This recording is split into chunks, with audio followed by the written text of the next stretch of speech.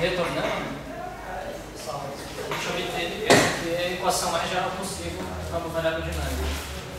Então, vamos restringir agora aos casos particulares. Vamos começar com teorias com vídeo de segunda classe.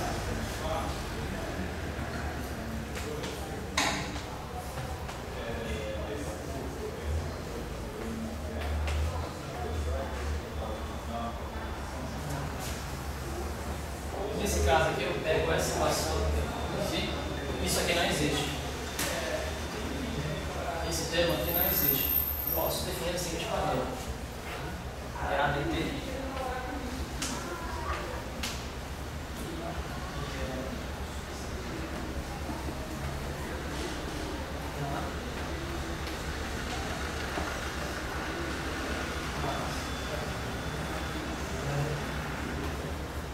Só recordando, a teoria só com vínculo segunda classe, esses dano e da J são nulos. Eu posso escrever isso daqui, onde eu vou colocar um D aqui para indicar o cheque de tira. Ele foi da seguinte maneira: eu liguei duas variáveis quaisquer, A e B. ¿Por qué eran nulos lambda iota? Qual? ¿Por qué eran nulos os lambda iota? Porque eu acabei restringindo apenas teorias com vínculo de segunda classe. Os vínculos de segunda classe são só os teorias. Então, nesse caso, esse termo aqui não existiria. Depois vou me restringir só as teorias com vínculos de primeira classe. Daí esse termo aqui não existe, só tem esse termo. É um caso particular disso. Assim. Os VJ, eles são identicamente iguais. Eles não existem nas situações. Nessa teoria.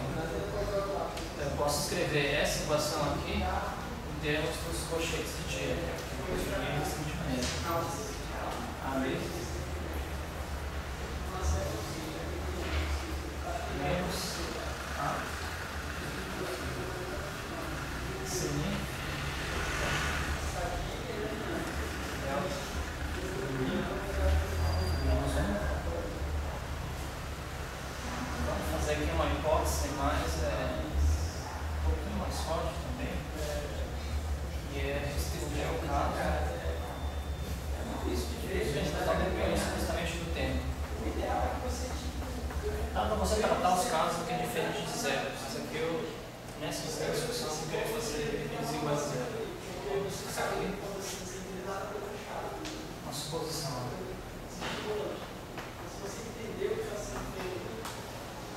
A maioria dos livros não carrega essa dependência. Eu quis segurar até o máximo possível. Mas eu digo para vocês que, redefinindo a hamiltoniana, você consegue tratá-los.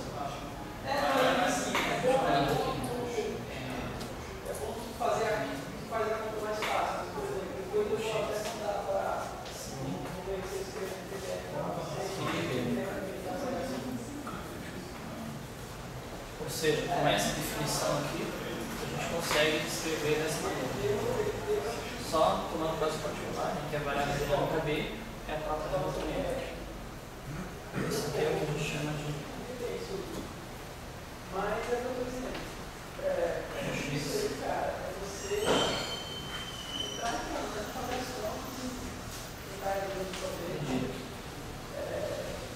Qual que é a importância desses cochetes? Daí um resultado. Eles possuem as mesmas propriedades dos cochetes de equação.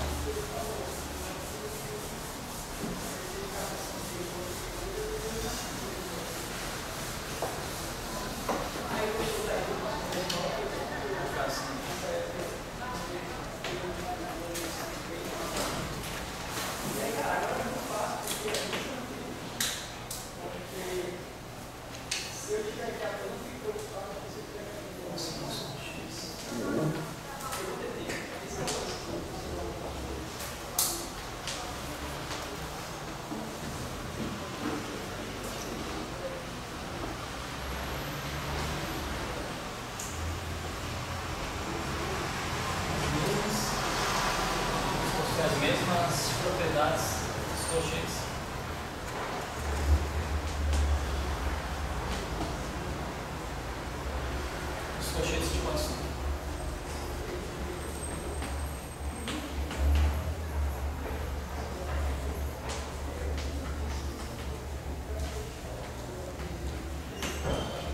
palavras, né? Ele é dito que foi. A partir desses resultados, você pode verificar, utilizando as propriedades dos conjuntos de posição, que eles satisfazem as propriedades. A gente pode, para teorias com vínculo de segunda classe, o seguinte é procedimento de quantização canônica.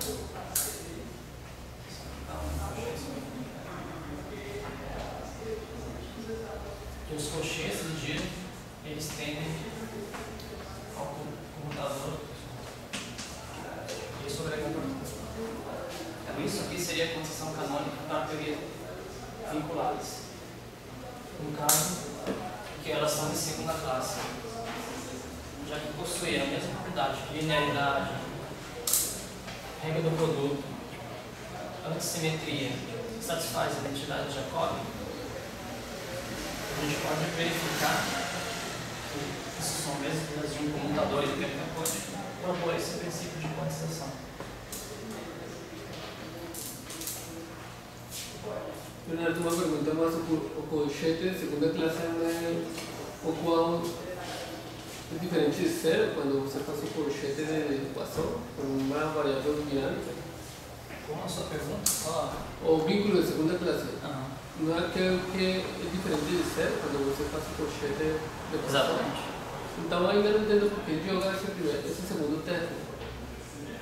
Não, é que assim, quando a gente... A partida foi essa, né? A gente partiu de uma hamiltoniana, mas daí eu fiz aquela divisão, né? Primeira classe, segunda classe. Daí nesse caso tem um lambda aí, mais lambda j, j. Mas eu estou declarando minha teoria com vínculos de segunda classe, só vínculos de segunda classe. Então nessa teoria a priori, eu fiz todo o meu algoritmo girado de perto, não aparecem esses caminhos aqui. Porque eu estou no caso particular do estudante. As teorias só tem esses vínculos aqui. Só que como esses são vínculos, esse aqui é vínculo primário de segunda classe, os lambdas são determinados. Eles seriam determinados dessa maneira aqui, por exemplo. Esse realmente é um caso particular, um caso mais geral. Foi uma... Por isso que eu coloquei aqui, gente. Vamos se colocar, né?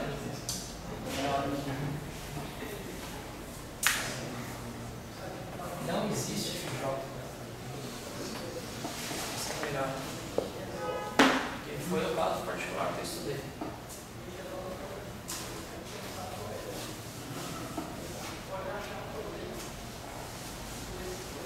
Agora sim, eu vou estudar o caso em que só tem vínculos de primeira classe. Por exemplo, agora a gente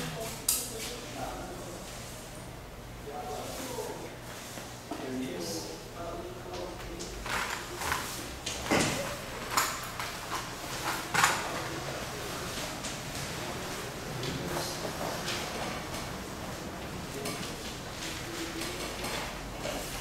Primeira classe. Daí, nesse caso, os meus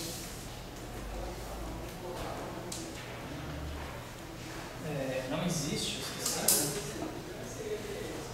6 meses. Eu só estou me restringindo à primeira classe.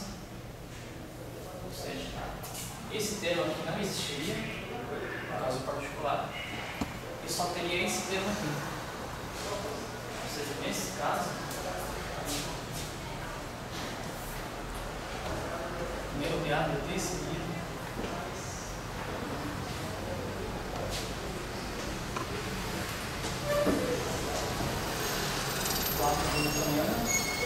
mais o lambda j.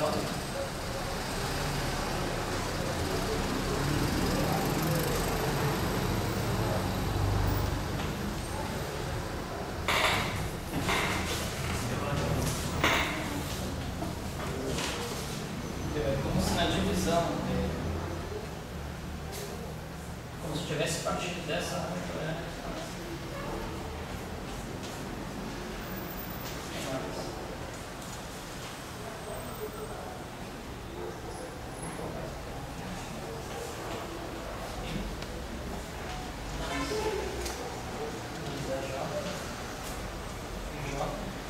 esse daqui, a gente fez todo o algoritmo de Hierarchy Bergman, e esse daqui eles não existem. Eles não existem, a gente só tem isso daqui. Ou seja, a gente partiu da Hamiltoniana canônica, mais lambda J, com os vínculos primários de primeira classe. Daí isso, a gente ia cair nessa equação aqui. São os casos particulares. Isso aqui, que eu tive, é o caso mais geral, onde eu tenho vínculos de primeira classe e segunda classe. No primeiro caso, só estudei de segunda classe, e agora estou estudando só de primeira classe. Ou seja, não existe efeito assim, e essas são as minhas equações de movimento. Qual que é a ideia para a gente estudar? Ou seja, a gente tem umas equações de movimento e tem esses lambdas aqui, que a gente não consegue determiná-los. A gente fez todo o algoritmo e permanece determinado. Então vamos tentar estudar a ideia de transformações canônicas infinitesimais. Por exemplo, um ar de lambda de T, como se fosse um a zero, mas ele começa a ser uma série inteira. E aí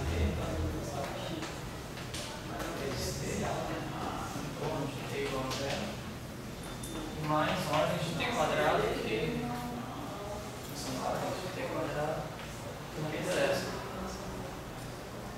Vamos estudar assim a evolução para tempos pequenos. Onde esse de ADT está tudo isso aqui. Mas ninguém me impede de eu tomar um outro lado de um lambda linha.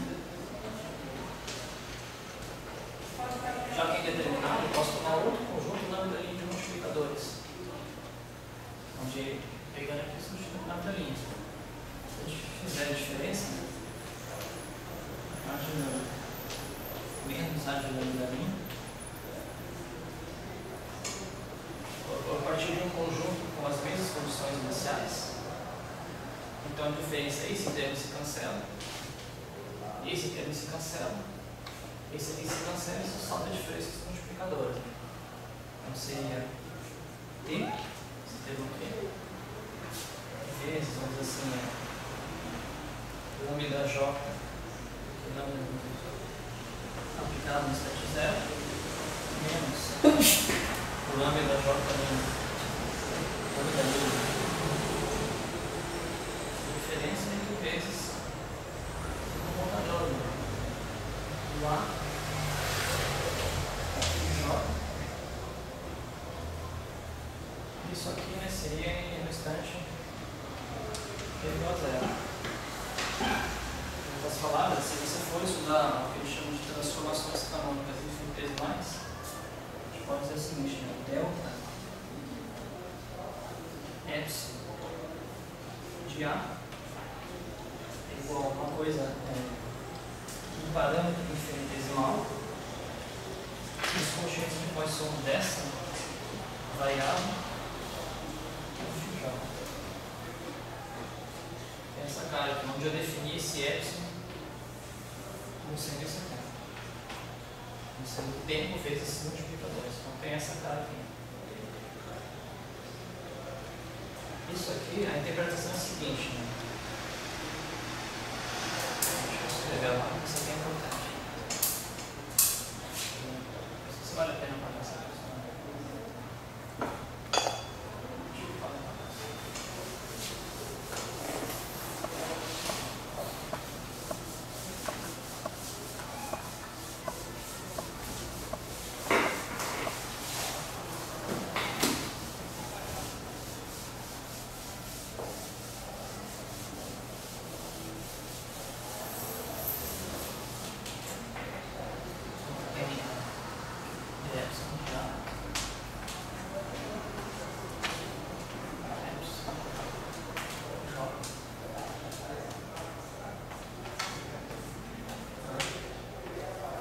Isso aqui significa o seguinte,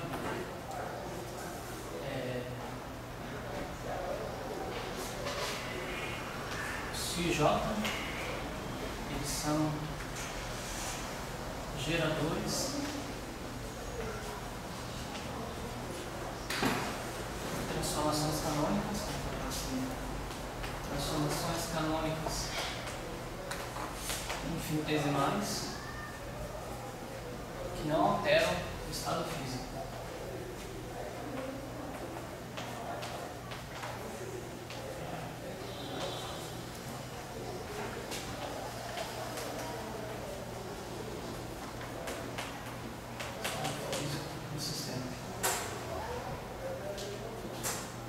Se você for estudar o conceito de transformações canônicas infinitesimais, é o seguinte, você tem o delta de I é igual a um parâmetro lá vezes o comutador, a variável e o gerador.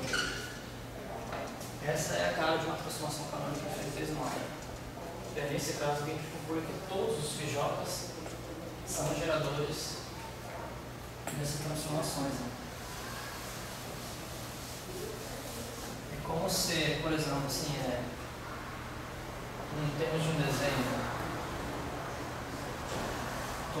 naquela minha hipersuperfície, espaço de fase, eu comecei com a zero aqui. Se eu escolher lambda, eu vou parar com A de lambda aqui.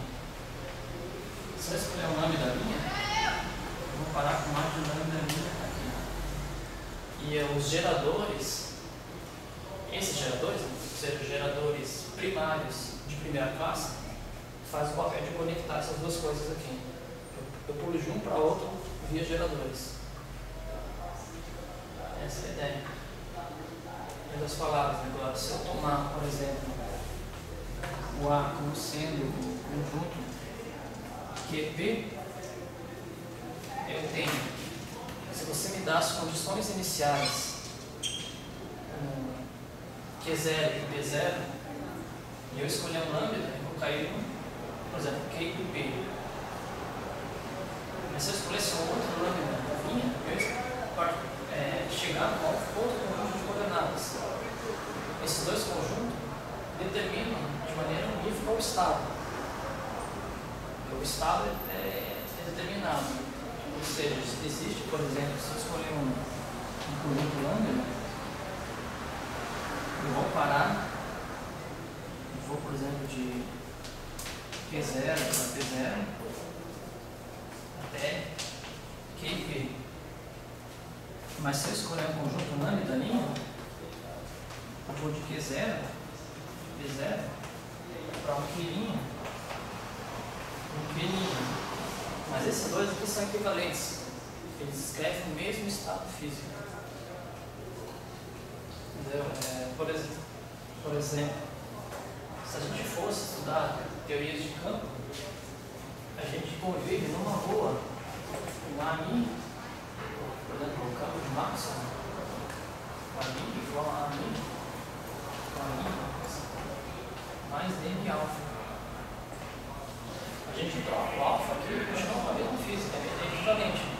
Existe uma simetria. Aqui também existe uma simetria também. Só que essa simetria ela está manifestada na arbitrariedade dos lambdas. E nesse sentido que a gente diz que a teoria de Gage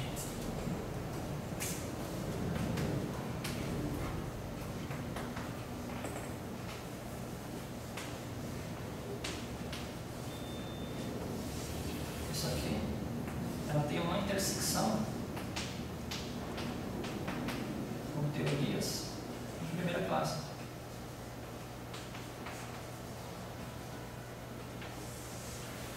É nesse sentido.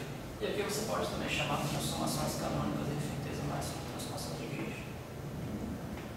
Ou seja, a existência dessa da simetria de Gage, que posso trocar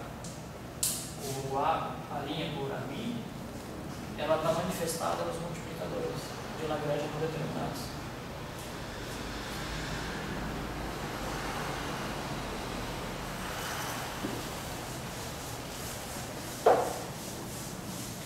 Foi aí que, percebendo que a gente conseguiu unir os multiplicadores geradores de segunda classe, para definir os colchetes, a gente fez o seguinte: a gente pegou o psi e definiu como conjunto de φ psi A.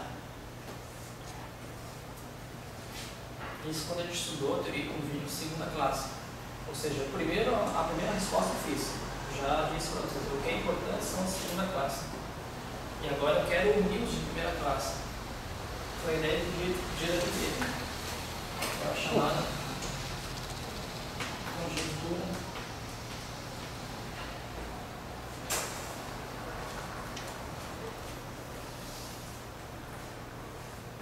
de Dirac.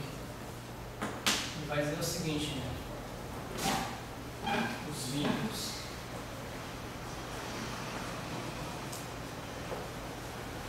secundários de primeira classe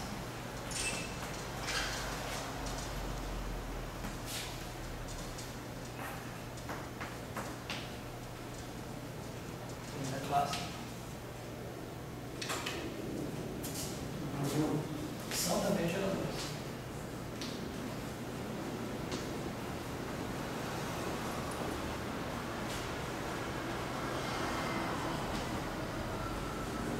Aquele negócio de geradores, de transformações canônicas infinitesimais que não alteram o estado físico. Conjecturou isso. Se isso é verdade, então eu tenho que redefinir a minha hamiltoniana, agora colocando a mão. Vamos olhar esse H canônico, mas aqui a gente está no caso de primeira classe, então isso aqui é lambda J, Φj, mas agora a gente coloca a mão, acrescenta novos multiplicadores. Lambda A, Psi A. Essa foi a conjectura dele, vou colocar esses termos aqui.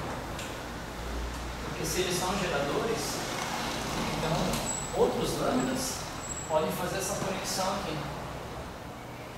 Então eu tenho que colocar eles na hamiltoniana. Porque eu quero obter a solução mais geral, respeitando a simetria, vamos dizer assim. Então ele acrescentou esses multiplicadores aqui. E o que ele chamou isso aqui é a hamiltoniana estendida.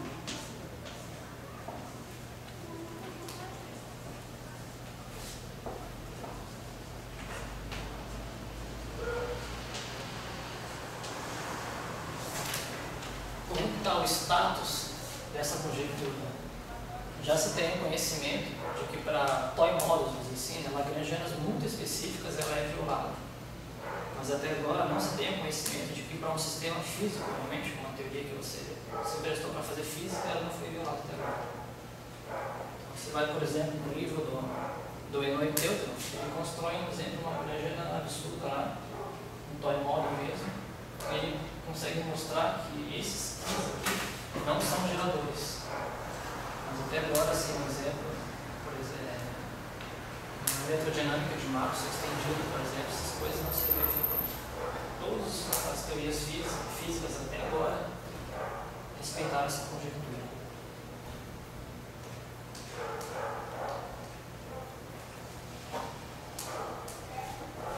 Agora, acho que o último tópico, que é como tratar com esses multiplicadores.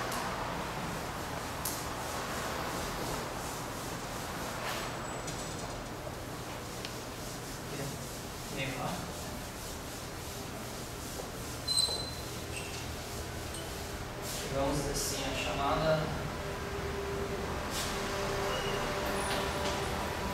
fixação do gauge.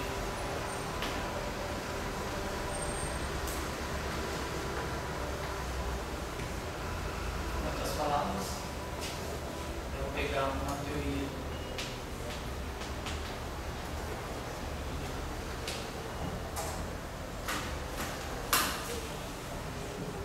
primeira classe, transformar ela numa teoria de segunda classe.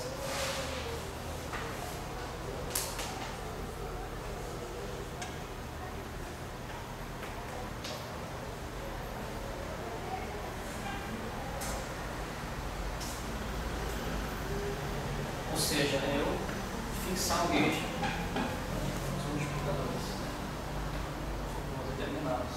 Então, existem duas maneiras de você fazer isso. A primeira é chamada fixação explícita.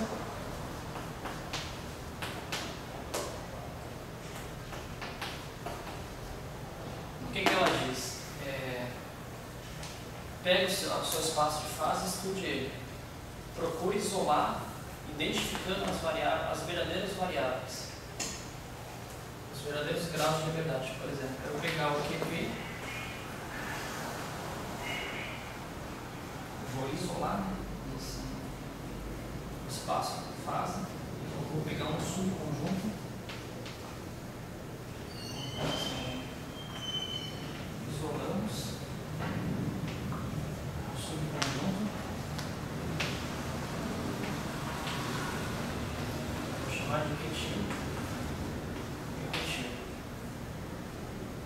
Ou seja, vamos esquematizar isso.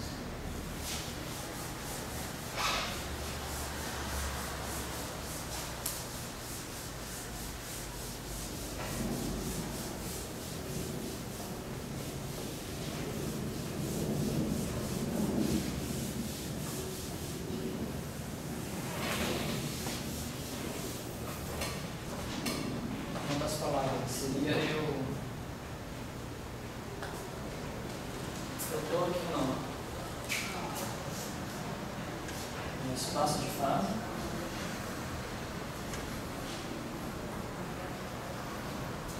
das coordenadas Q e P. Aqui eu tinha aquela hipersuperfície e eu peguei justamente o espaço de fase que mora dentro dessa hipersuperfície, onde aqui está o conjunto B inteiro. Ou seja, eu consegui achar o verdadeiro espaço de fase reduzido que mora dentro da hipersuperfície. Portanto, ela respeita os vínculos. Essa fixação explícita, ou seja, explicitamente eu vou identificar essas variáveis. É claro que isso aqui quase nunca você consegue reconhecer o grau de liberdade física. Mas eu supor que se isso fosse possível, existem teoremas que mostram que aquele cochete de porção que eu acabei de apagar aqui, diferente, o A, agora ele é uma função, vou colocar um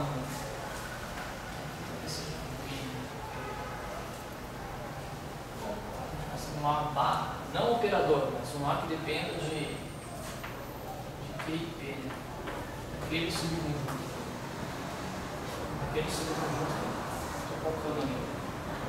Tem uma notação de infinita porque isso não poderia ser um operador. Então, existem teoremas que dizem colchetes de porção. Quer dizer, os colchetes de Dirac dessas variáveis aqui seriam os de porção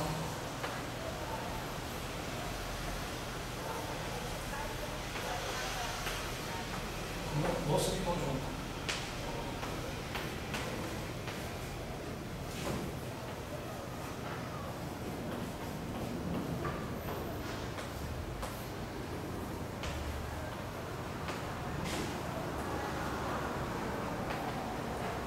Ou seja, o coeficiente de G se reduz aos coeficientes de posição nessa variável. Mas foi porque você está fazendo sua física aqui dentro. Como se de partida já tivesse escolhido as variáveis corretas para descrever o sistema. Essas variáveis são muito claras. Esse seria o primeiro caso. O segundo caso é o que a gente chama de fixação implícita. Essa aqui é o que é normalmente realizado. Ela diz: você não encontrou esses multiplicadores aqui? Vamos acrescentar novos números. Acrescentar um conjunto de fixa. Novas relações de QP, devem ser consistentes com os outros vínculos.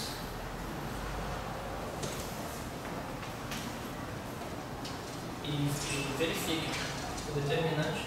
Vamos supor aqui, né, que a conjectura de giro seja válida.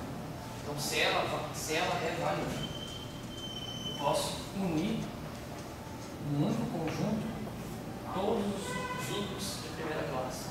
Então, eu posso definir um VAR, Thermotex, FJ e os CISAs.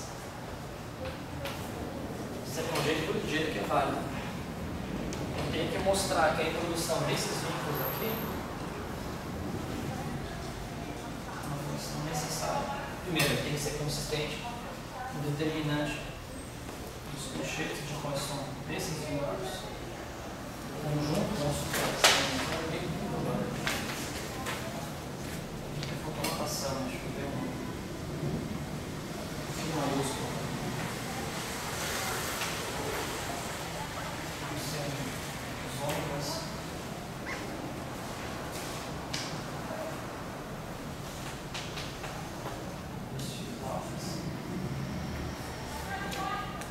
Determinante, se eu construir esse determinante aqui, ó. Fiz, agora maiúsculo.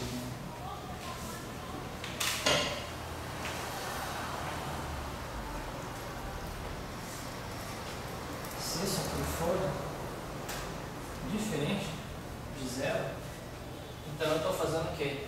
Esses vínculos aqui, ele está transformando a teoria de primeira classe com a teoria de segunda classe. É a mesma condição que eu tinha antes, né? Se os vínculos, os vínculos de segunda classe satisfazem essa relação aqui. Se eu acrescentar esses vínculos aqui, gauge fix, e com todo o conjunto, isso aqui for satisfeito, já é um passo para mim determinar esses multiplicadores aqui. É nesse sentido que a gente acrescenta vínculos para determinar esses multiplicadores. E aí eu falo, eu fixei o gauge. Minha teoria de primeira classe na verdade, agora, eu transformei ela numa teoria de segunda classe. Mas isso teve que ser à mão, né? Eu vou ter que trabalhar para achar esses vínculos aqui. Vou ter que colocar eles à mão. Ver se eles são consistentes com esses aqui. E verificar essa condição aqui. Claro, se o meu problema com o conjectura de direito não é válido, eu apenas tiro esses vínculos aqui e faço que fixem com esse FJ aqui. É uma questão de você ver o seu problema como que é. Por isso que tem a ideia por isso que eles dizem uma fixação implícita, né? Porque você continua trabalhando, aqui está o teu espaço de fase, a hipersuperfície, você continua com esse espaço aqui, Q e P, você está aqui, não aqui, mas quando você fixa esse gauge fixo e ele satisfaz essas condições, você determina os multiplicadores. Todos os multiplicadores determinados significa que eu posso construir colchetes de direito com essa teoria. Se eu construir colchetes de direito, eu posso concretizar a teoria. Então, acho que agora vamos só colocar algumas observações da constelação canônica. Acho que dá para terminar. Só colocar uma observação agora.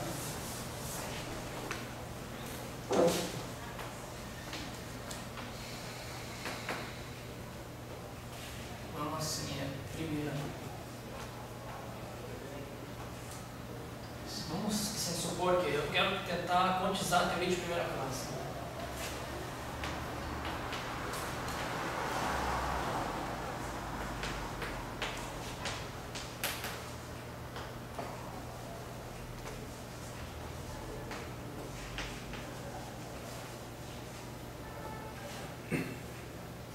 Uma questão importante, vamos supor que a conjectura de giro aqui é válida.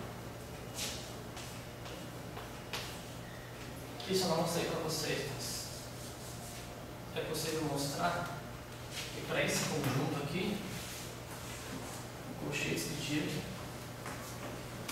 φA com φ beta, ele é igual a F, alfa beta, entendeu? Em geral, depende de que pode depender do φ gama. Para que a quantização seja, vamos dizer assim, consistente, os vínculos, por exemplo, φA de que π igual a zero, quando a gente quantiza a teoria, os Q's e P's viram operadores, e, portanto esse vínculo vira um operador, e ele deveria ser aplicado no estado físico da tua teoria. Ou seja, os estados físicos são aqueles nas quais os vínculos são respeitados. Em outras palavras, eu faço aquela. Eu posso pegar essa relação e tentar quantizar ela, ou seja, vamos supor que eu tenho que quantizar ela, mesmo sendo uma teoria de primeira classe, eu faço o seguinte: cochetes por comutadores. Teria um operador φ alfa,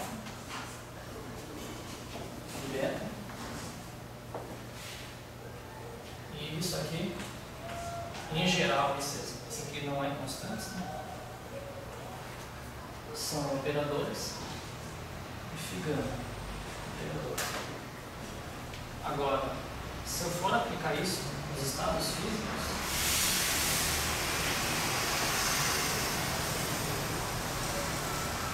agora assim, esse lado aqui, vou colocar aqui, aplicar isso nos estados físicos. Os estados. Esse lado aqui, ele é zero, porque isso aqui é válido. Ou seja, primeiro eu aplico a ideia de computador. Isso aqui, dado fiado, seria φ alfa, aplicado em φ beta, φ menos φ beta, aplicando φ alfa, aplicando φ.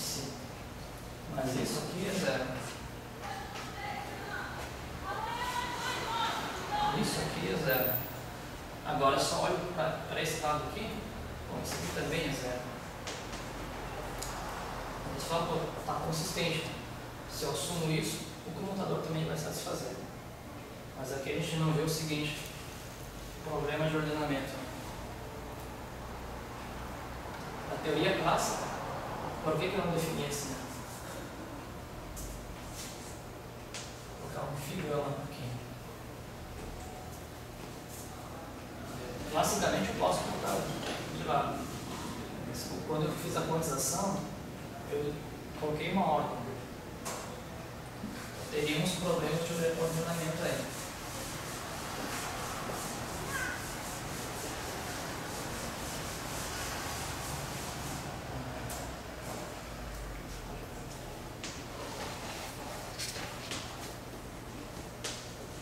A equação é o lado esquerdo e o direito vai satisfazer. São satisfeitos. Né?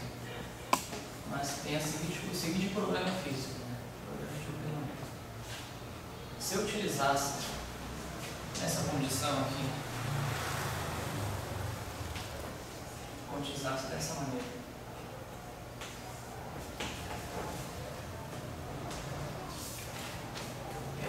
colocasse o F,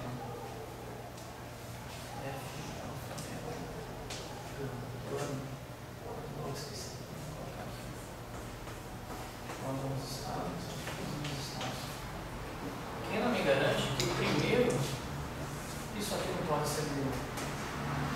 Por exemplo, eu tenho, basicamente, posso dizer o seguinte: aqui é o meu espaço de Hilbert.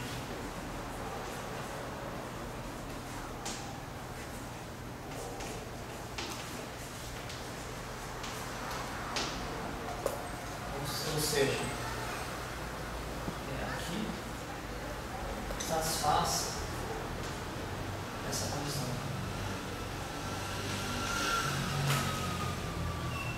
Os vínculos atuando no estado é nulo. Mas eu posso ter aqui um subespaço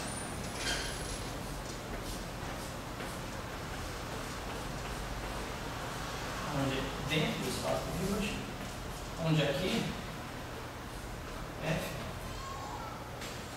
alfa beta, atuando e psi é igual a zero. Em outras palavras, se eu for concretizar a teoria dessa maneira aqui, eu estou aqui dentro. Mas se eu for estudar isso aqui, eu estou no subespaço. Em outras palavras, se eu estiver aqui dentro, a minha teoria pode ser conduzida a inconsistências, por exemplo. Porque você conduzou errado a tua teoria. Você levou em conta graus de liberdade que na verdade não deveriam ser levados, deveriam estar aqui. Agora, como que eu sei se eu utilizo esse espaço ou esse? Você não sabe. Por isso tem um problema de ordenamento. Por isso que tentar conduzir a teoria de primeira classe não é uma boa. Agora é você fazer a fixação de gauge para depois quantizar. Vamos agora fazer a mesma discussão para a teoria de segunda classe. Já tomando implicitamente que a gente consegue quantizar a teoria de primeira classe. Quer dizer, consegue transformar uma teoria de primeira classe numa teoria de segunda classe. Ou seja, seria 2.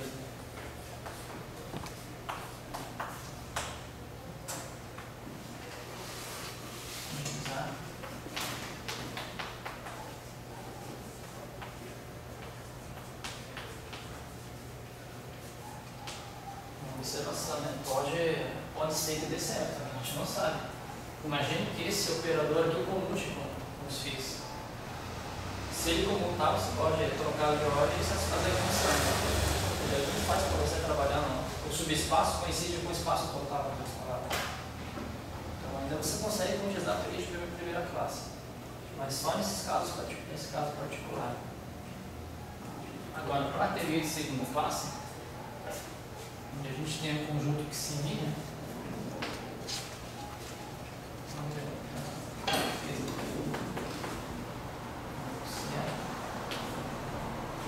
a gente poderia pensar, vamos aplicar o sim, são vínculos de PP, são números, mas quando a gente quantiza a teoria, eles viram operadores. E a gente vai aplicar ele nos estados físicos. Só que vamos recordar o seguinte, né? Delta, lembrar da definição de delta. É a matriz cujos elementos são os colchetes de Poisson desses vínculos. Então a gente sabe, teorema, o determinante da matriz delta é diferente de zero. Para esses vínculos, se a gente calculasse o comutador agora desses operadores,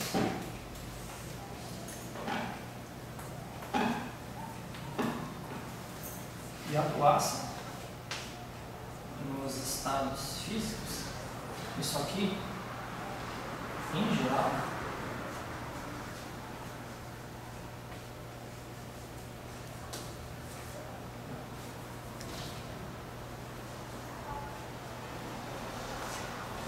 é diferente de zero.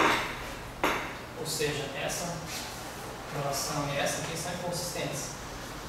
Porque se anula o psi, isso aqui deveria ser errado. Mas por essa razão aqui, essa matriz é inversível, isso aqui em geral não é satisfeito. Como que eu faço para resolver esse problema?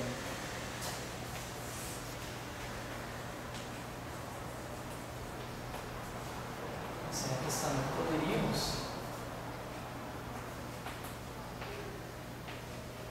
tomar sim igual a zero e, portanto, sim igual a zero. Essa é a questão. Se a gente toma os vínculos cerúnicos, eu uso identicamente nulos aqui, vamos dizer assim, porque eles já são nulos, mas eles são identicamente nulos. E toma os correspondentes operadores como sendo nulos, isso aqui seria igual a zero. Acabaria com inconsistência. Mas também você faz uma força extremamente grande, porque você discutiu um monte de vezes os vínculos, mas você fez os operadores sendo nulos. Né? Qual que foi a ideia de aqui? A gente recorda aqui, talvez uma das propriedades mais importantes dos colchetes de giro.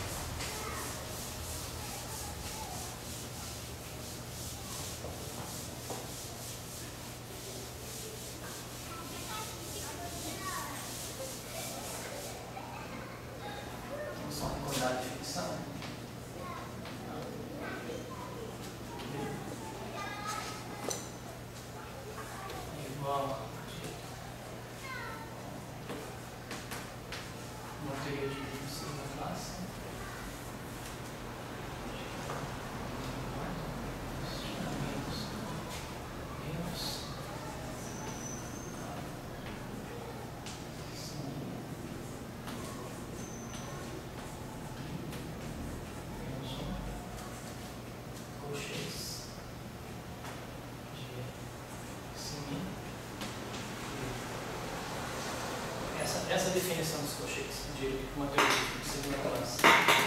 Nós vamos chamar o seguinte, calcular isso aqui. Se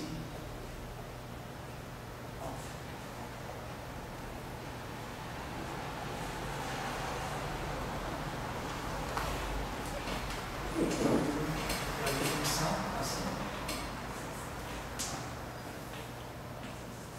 Se alfa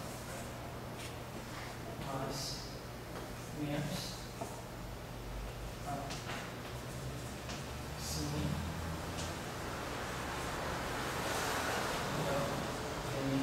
menos 1 sim se alfa, mas isso aqui são os elementos delta e alfa.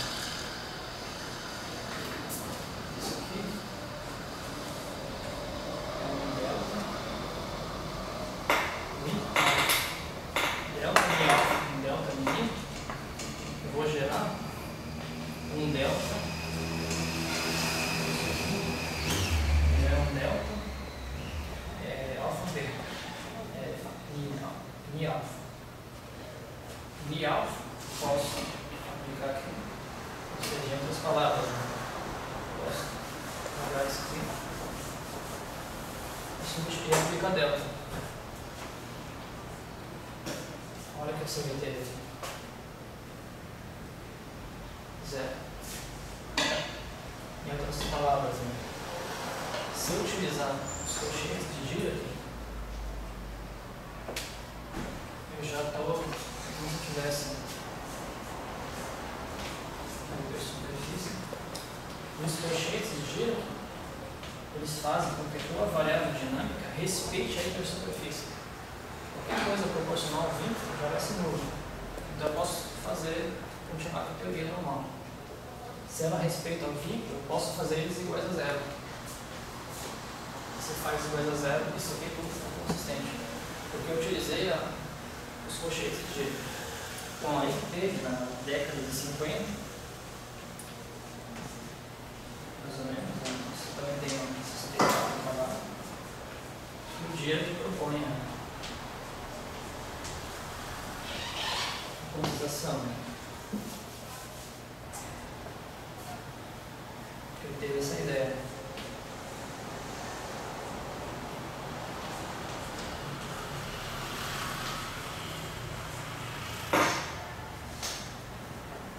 Use os colchetes de giro.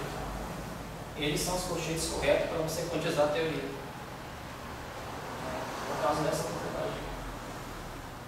Eu posso realmente fazer quando assim. Vou escrever.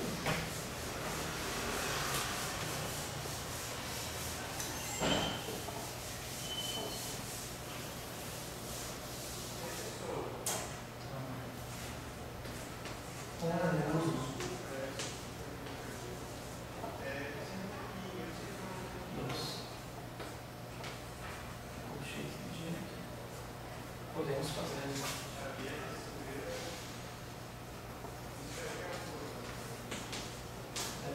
os vínculos.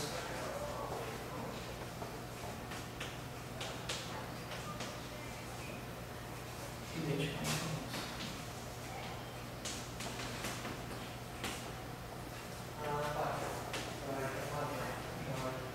Aqui, por exemplo, toda variável dinâmica de tudo, a evolução temporal dela vai ser igual a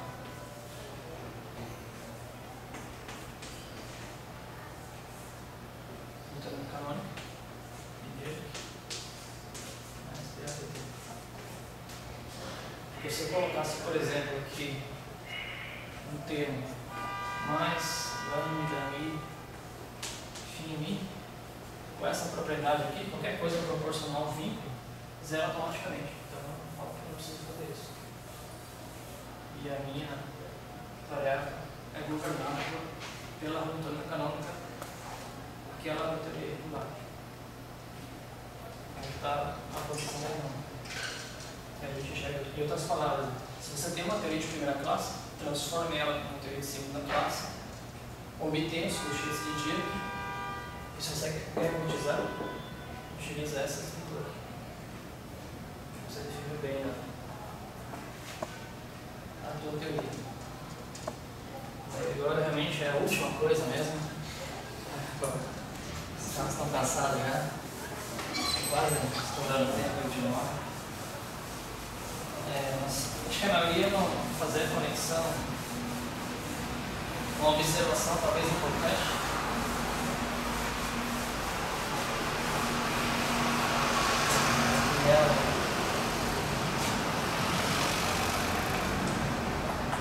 Poucas pessoas ouviram falar disso,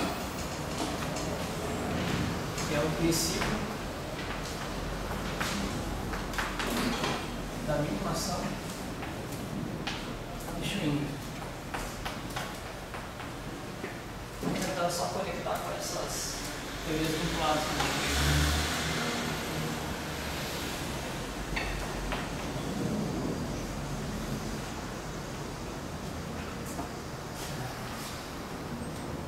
A ideia de Schwinger foi, por exemplo, formalismo lagrangiano. A gente usa aqui em que ponto? É o espaço de configuração. Formalismo hamiltoniano. A gente usa Q e P, espaço de fase. A ideia de Schwinger foi. Eu vou utilizar Q, P e V. Ou seja, aqui eu tenho, se QI vai de 1 até N, aqui eu teria 3 N variáveis.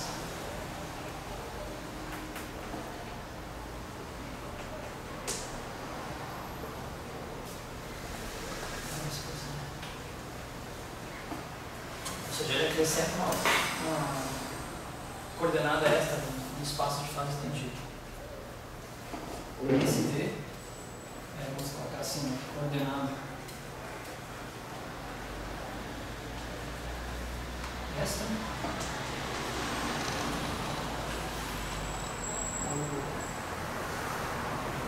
O auxiliar.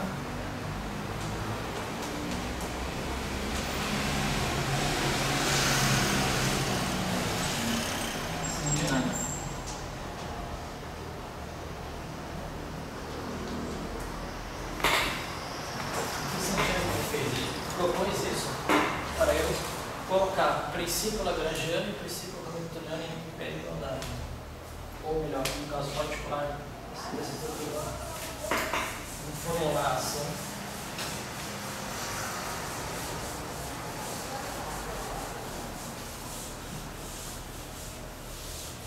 É simples, mas muito trivial.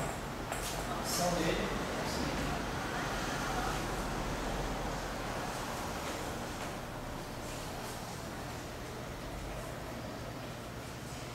Lagrangiano normal. Vai. mais.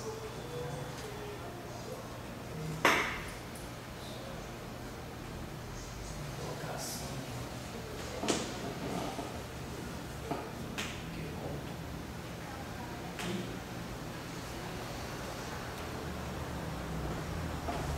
menos. Enfim. Claro, ele estudou isso com uma teoria regular. Onde essa lagrangiana V é tradicional meio de V quadrado menos V de QI de T. E agora você consegue ver. Defina V como sendo que ponto. Isso cai no formalismo lagrangiano.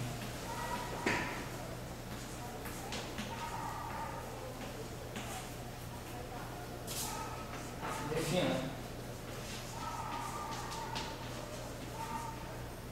V o AP sobre I. Isso cai no formalismo newtoniano.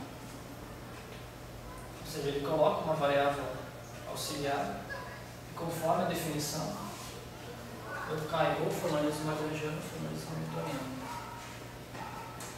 Agora vamos tentar conectar isso com o que a gente chama de sistemas vinculados. Só a ideia.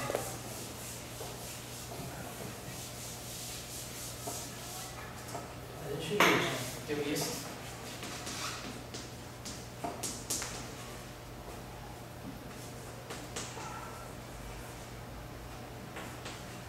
Teoria singular, determinante de dado na matriz hessiana igual a zero.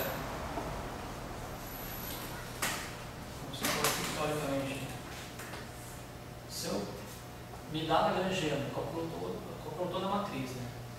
Existe um subconjunto da matriz aqui, que eu vou chamar de dado T. Tá ok? Determinante de dado T é diferente de zero. Ou seja, vamos supor que aqui corra um índice W, A e B, né? T1. Então, significa que algumas velocidades pertencentes nesse subconjunto aqui, eu ia isolar eles. QA, essa é a função de QA, função dos Qs, ou dos Ps, e dos outros Qs, né? Vou colocar assim um outro índice, deixa eu assim, vamos aqui, os Qs não determinados. Eu vou colocar um índice. Inicial, onde eu se fizesse o I é igual a e alfa, ou seja, o conjunto A foi aqui associado a esse determinante aqui, que é diferente de zero. E esse subconjunto aqui é das velocidades não determinadas.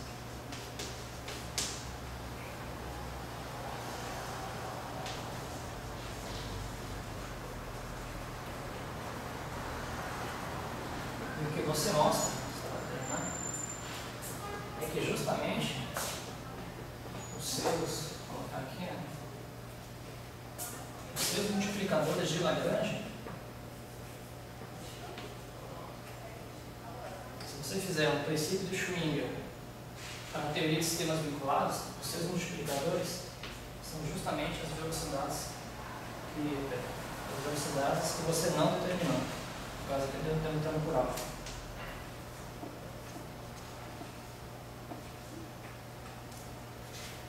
Você chega nisso e você consegue provar que aquilo que eu coloquei como ponto de partida, você mostra isso.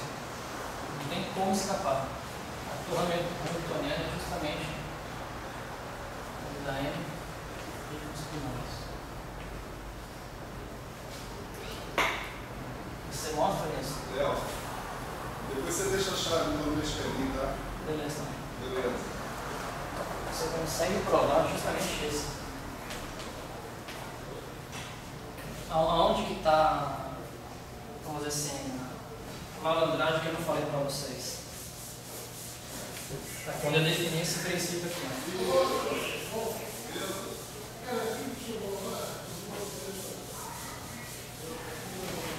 Só recordando, o espaço, as velocidades que o Parkinson leva nos conjuntos que há, que eu posso determinar em termos dessas funções aqui, que é, e outro conjunto que é alfa, que eu não sei determinar. No começo da aula eu propus a seguinte ação para vocês, tá? De dt, de p, que é ponto, menos a data harmônica, menos lambda mi, φ. No comecinho dessa aula, eu propus isso para vocês. Proponho essa ação. E daí, quando eu variei a ação igual a zero, eu obtive uma coisa do tipo. Eu vou escrever aqui a variação dos Qs mais as variações dos P's mais os vínculos, variação dos multiplicadores de Lagrange. Eu fiz Q igual a zero, entendeu? Nesse caso, ninguém reclamou, pô, mas você está trabalhando no espaço de fase. E o espaço de fase é constituído por Q e P. Por que, nesse caso, quando eu tomei a variação, eu fiz isso aqui igual a zero, isso aqui igual a zero, eu fiz isso aqui igual a zero. Você estava no espaço de fase. Você não estava no espaço de fase, você estava num princípio de Schwinger, onde você tem essas velocidades aqui, e os seus multiplicadores, na real, se você fosse fazer esse princípio que eu acabei de apagar aqui de Schwinger, para essa ação, você teria isso aqui.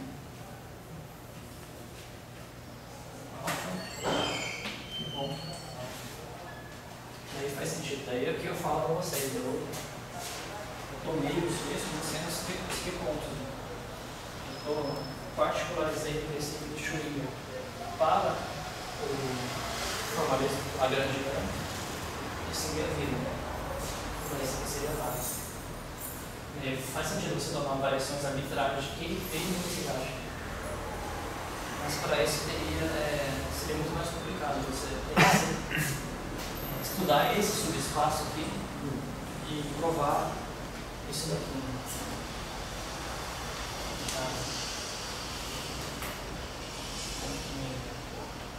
No fundo, eu quero dizer que os multiplicadores são as velocidades que você não consegue usar. Mas por trás disso está um princípio, uma particularização do princípio do Schwinger para sistemas angulares.